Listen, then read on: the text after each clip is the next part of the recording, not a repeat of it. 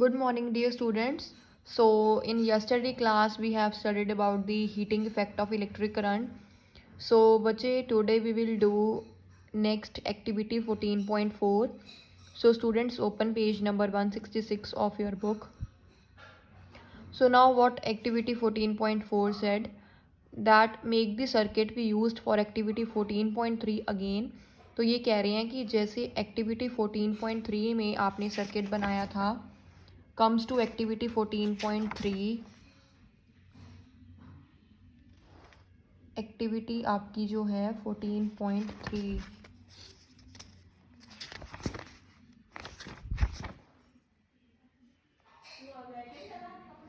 Activity 14 like this.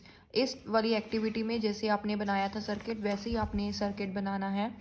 How ever replace the cell with a battery of 4 cell. तो आप इसमें देखो, इस वाली में आपने देखो यहाँ पे हमने सिंगल सेल बनाया था, यहाँ पे आपने 4 सेल्स की लगानी है। ठीक है, 4 सेल्स की बैटरी वाली लगानी है। Also in place of nichrome wire. तो आपको पता है कि इस वाली एक्टिविटी में हमने नाइक्रोम वायर यूज़ की थी। तो आपने बच्चे नाइक्रोम वायर की जगह पे tie a thin strand of steel wool, आपने क्या लगानी है, स्टील वूल। ये जो स्टील वूल होती है कॉमनली आप इसे यूटेंसिल्स क्लीन करने के लिए हम इसे यूज़ करते हैं, और ये ग्रॉसरी शॉप्स में भी अवेलेबल होती है।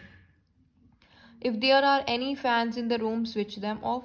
अगर आप जिस रूम में बैठे हो, अगर उस रूम में आपके पास फैंस हैं, ठीक है, तो आप उन्हें स्विच ऑफ कर सकते हो। Now pass the current through the circuit for some time. Then आपने क्या करना है कि करंट पास करना है सर्किट में से थोड़े टाइम तक। Observe the strand of steel wool carefully. Then आपने स्टील वूल का स्ट्रैंड लगाया, उसको आपने अच्छे से ऑब्जर्व करना है। नोट व्हाट हैपन्स, फिर आपने देखना है कि क्या हुआ। Does the strand of the steel wool melt and break. तो आप देखोगे क्या जो आपके पास स्ट्रैंड है स्टील वूल का, क्या वो मेल्ट हुआ या ब्रेक हुआ, टूट गया। Wires made from some special materials melt quickly and break when large electric currents are passed through them. तो ये कह रहे हैं कि जो वायर्स होती हैं जो इस मटेरियल्स की बनी होती हैं, तो अगर इसमें से ज़्यादा करंट पास होता है तो ये बड़ी इजीली ये ब्रेक हो जाती हैं, टूट जाती हैं अगर इनमें से ज़्यादा करंट पास होता है। तो ये जो वायर्स होती हैं these are used for making electric fuses. जो आपकी इलेक्ट्रिक फ्यूज़ है ना, देखो ये बिल्डिंग्स में ऐसे फ्यूज़ होते थे। तो ये जो वायर्स हैं ये इलेक्ट्रिक फ्यूज़ में बनाने में हेल्प होते थे, इसमें यूज़ होते थे। In all buildings fuses are inserted in all electrical circuits. तो बिल्डिंग्स में भी फ्यूजेस जो हैं वो सारे इंसर्ट किए होते हैं ऑल इलेक्ट्रिकल सर्किट्स में। There is a maximum limit on the current which can safely flow through a circuit. तो इसमें मैक्सिमम एक लिमिट होती है करंट की कि सेफली की सर्किट में से इतना करंट पास हो सकता है। If by accident the current exceeds this safe limit the wires में become overheated and may cause fire. But अगर ऐसे होता है इन केस कि अगर करंट ज़्यादा हो जाए, ठीक है, करंट एक्सीड कर जाए लिमिट से, तो जो वायर्स हैं वो ओवर हीट हो जाती हैं, ठीक है, और फिर वो फायर कैच कर लेती हैं, उनमें से आग लग जाती है। If a proper fuse is there in the circuit it will blow off and break the circuit. But अगर आपके पास प्रॉपर फ्यूज़ है सर्किट में तो वो ब्लो हो जाता है एंड ब्रेक द सर्किट। ठीक है, तो जो फ्यूज़ है वो एक हमारे पास सेफ्टी डिवाइस होता है which prevents damage to electrical circuit, जो कि मतलब कि इलेक्ट्रिकल सर्किट्स को एंड पॉसिबल फायर नहीं होने देता, उनको डैमेज से बचाता है। ठीक है, अब ये भी है कि one reason for excessive currents in electrical circuit is the direct touching of wire. कई बार ज़्यादा करंट तो भी आ जाता है इलेक्ट्रिकल सर्किट्स में, डायरेक्ट हम वायर्स को टच करते हैं। This may happen if the insulation on the wires has come off due to wear and tear. और ये तब होता है कई बार जो वायर्स की इंसुलेशन है वो वियरिंग या टीयरिंग हो जाती है उनकी, ठीक है, तो उसमें से शॉर्ट सर्किट हो जाता है। आपने नेम भी सुना होगा कि हम कहते हैं कि शॉर्ट सर्किट हो गया। Another reason for excessive current can be the connection of many devices to a single socket। या कई बार ज़्यादा करंट का ये भी मतलब है कि एक ही सॉकेट में मतलब बहुत सारे डिवाइसेस कनेक्ट होते हैं, ठीक है, तो उसमें भी फिर क्या होता है कि सर्किट में जो लोड है ओवरलोड हो जाता है। ठीक है, you might have read newspaper reports in newspaper about fires caused by short circuiting and overloads. तो आप न्यूज़पेपर में भी देखती हो कि हम वहाँ पे हम पढ़ते हैं कि शॉर्ट सर्किट हो गया, ठीक है, आग लग गई, ओवरलोड्स था, ओवरलोड्स की वजह से वो शॉर्ट सर्किटिंग हो जाती है। ठीक है, तो इसलिए वहाँ पे फिर आग वगैरह लग जाती है।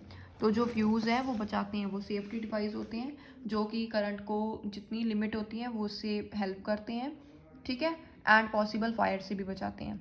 Fuses of different kinds are used for different purposes.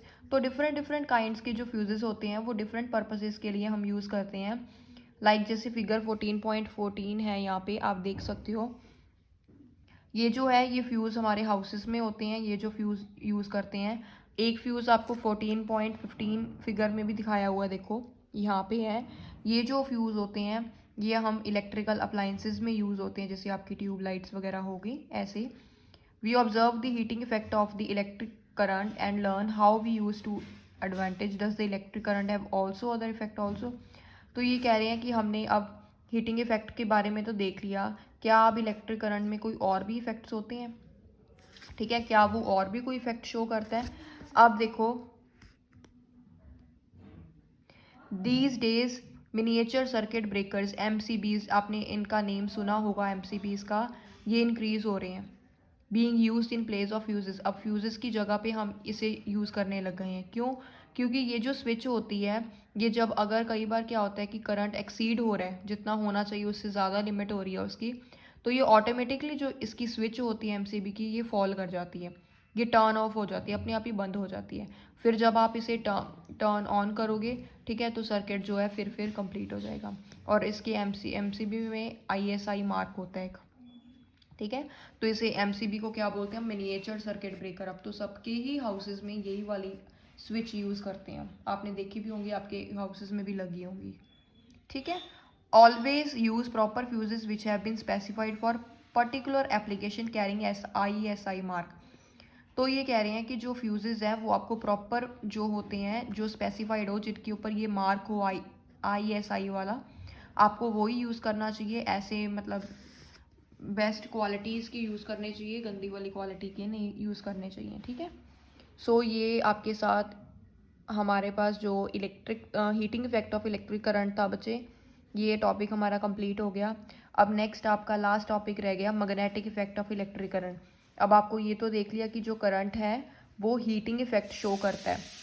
अब आप देखोगे कि जो इलेक्ट्रिक करंट है वो मैग्नेटिक इफेक्ट भी शो करता है, मैग्नेट की तरह भी काम करता है, ठीक है। तो ये हम नेक्स्ट क्लास में करेंगे। So goodbye students and have a nice day.